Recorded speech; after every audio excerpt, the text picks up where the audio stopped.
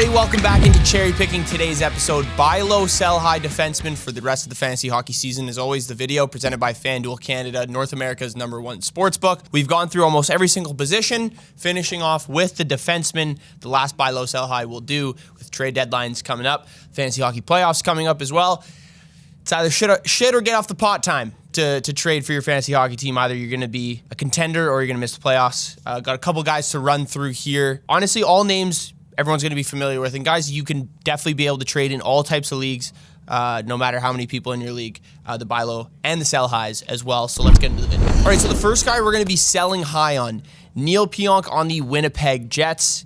He's been playing some pretty solid hockey as of late. 3 goals, 5 assists, 2 power play points, just over 20 shots on goal. Gets a decent amount of hits as well. Those are his stats over his last 30 days or so. I think we'll see, it's hard to say the full Jets. You're going to see the whole entire Jets team have an offensive regression, but they've got a lot of skill up top. He doesn't necessarily always play with the top lines. You know, not on the first power play, not on the first pair with Josh Morrissey. Josh Morrissey is going to be the main guy here. Pionk has certainly done well being that secondary offensive defenseman, but he's producing at a level that we haven't necessarily always seen, or something we've seen him do consistently over a course of an entire season. So I think for the second half of the season, kind of looking at Winnipeg's schedule and what they're going to be doing, I think he is a good candidate to look to sell high on, especially looking at his stats for the last 30 days. You know, the stats are pretty solid numbers there. So I definitely think Neal Pionk, considering his situation on the Jets, I know they're a super offensive team, but it's not as high as, let's say, someone in Josh Morrissey, and there's some guys that you'll be able to buy low on instead for Neal Pionk. The first guy we're buying low on, Drew Doughty, is finally back with the LA Kings, and you could say he's a buy low just because he's played 6 games so far this year. I think his play at the Four Nations, although I don't know how much he's actually going to play in the tournament,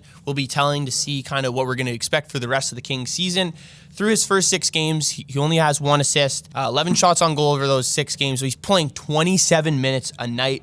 So playing a lot since coming back, right into the mix of it, being able to put up those kind of minutes as well. We've seen really great seasons from Drew Doughty. Last year, I wouldn't consider it his best offensive season, but I think we've seen the Kings develop a little bit into a better offensive team this year than we saw last year. They are very good defensively, but this year I think we're seeing scoring from a lot of different areas. Alex Laferriere has been one of those guys. Kevin Fiala has been hot as of late. We've seen Kempe and Kopitar continue to have success. That first power play as well, because that's where Drew Doughty's kind of going to take over at this point.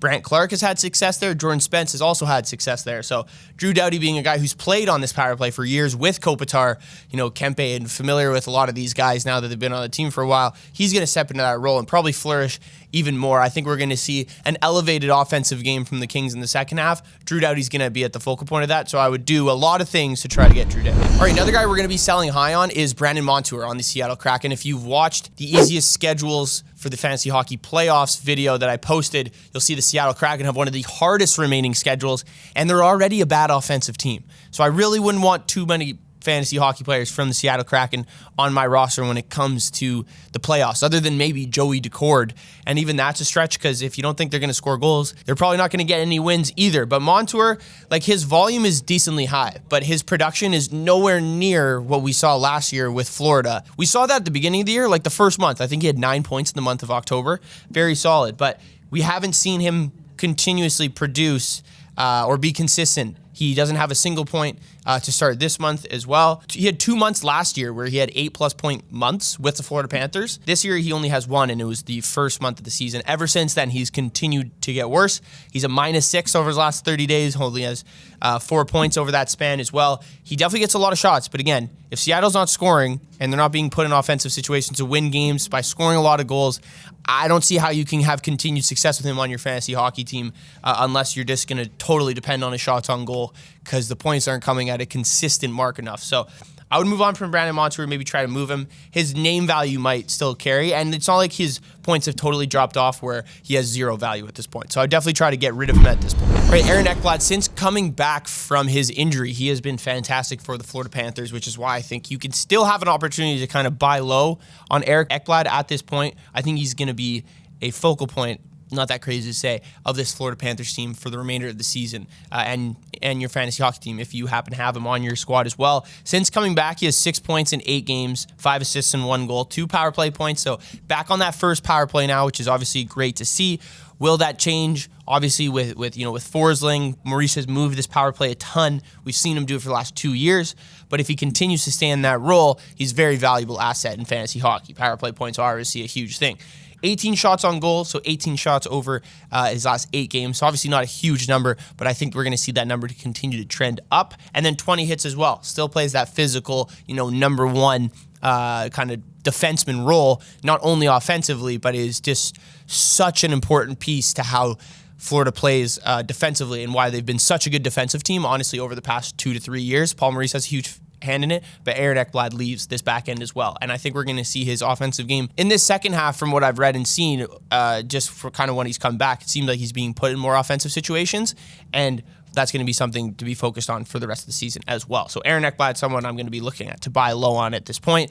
If you don't want to give up too much, because he always has the injury uncertainty, but if you can get away with giving draft picks or something like that, trying to make that extra push, I think it's worth it. All right, the last guy we're selling high on, Seth Jones on the Chicago Blackhawks. He's had a fantastic 30 days right before the Four Nations face-off. 3 goals and 9 assists over his last 30 days. 7 power play points, which is absolutely absurd. So just Chicago really clicking on the power play over that span. 23 shots on goal and 27 hits. I think he's, over the last 30 days, you could filter on Yahoo, last 30 days in terms of total points scored. I'm going to assume he's top 5 with those stats over in pretty much any league, no matter how you count your points. So that's a perfect time to sell high, because Chicago is still terrible. They're not going to make the playoffs, and there's a lot of conversation with Seth Jones right now. It's great that he's performing at this level, but I don't think it's going to be consistent. I don't think we're going to see consistent play from Chicago, so how can you expect that from a guy who's consistently been inconsistent? Pretty simple, right? So I'm going to trade Seth Jones at this point. You have him at his highest peak value. I think you can get some good buy low options on this list. Like, even, I don't know if you'd be able to go 1-for-1 with Aaron Ekblad, but maybe Drew Doughty as well. Trying to sell on the fact that Drew Doughty's only played 6 games this year. How can you rely on that? Something like that. Somewhere where you can just elevate your team defensively with a defenseman who's going to be able to get points, who has an easy remaining schedule. Check out that video as well if you haven't already seen it. All right, thank you guys for tuning in. Let me know what you thought of buy low, sell high defenseman. Shout out to FanDuel Canada for sponsoring the video. Let me know any trades or guys you want to know in terms of defensemen you want to buy low and sell high in the comments. Try to get back to them. And I'll see you guys in the next video.